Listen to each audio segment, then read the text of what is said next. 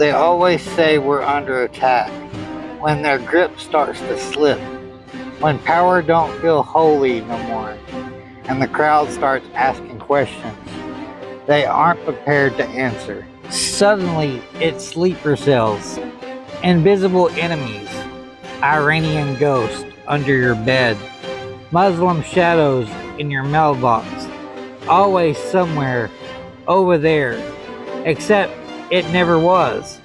I've seen real sleepers, the ones wearing flags like priest robe, burning books with Bibles in hand, preaching freedom with shackles behind their backs.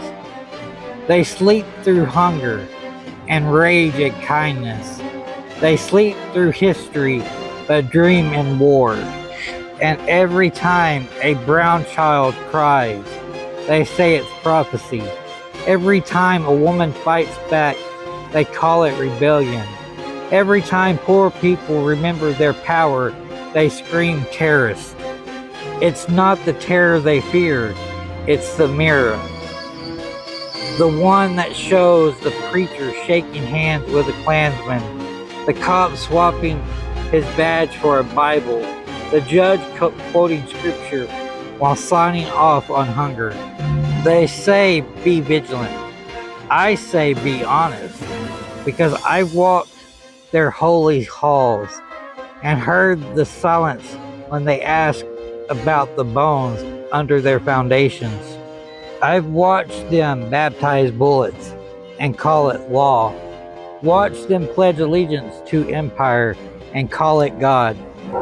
And now they whisper Iran like it's new, like the ghost of Wounded Knee didn't warn us, like the sand of Baghdad wasn't already soaked in American oil and orphaned prayers. Let's be real. The real sleeper cells wear suits in the Senate and write checks with blood ink. They sit behind pulpits and podiums, preaching peace in one hand and stirring war with another.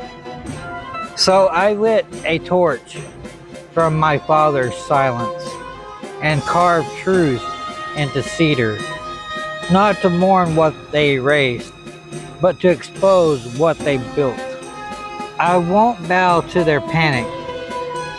I won't flinch at their flags, because I've seen what they do with power, and nobody holds the mirror. This time we hold it.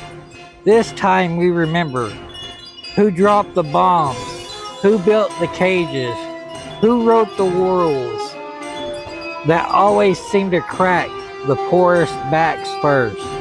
So don't come at me with bedtime tales of terror, not when I've watched white-robed monsters sip communion and call it justice. We are not afraid, we are awake. And if war comes, it won't be started by a barefoot child in Glasgow, or a grieving mother in Tehran, or a broken artist in Gaza, writing her story in blood and ash. No, it will be built and lit in boardrooms. It will be prayed for in the pews. It will be blessed by men who never bled for anything but ego.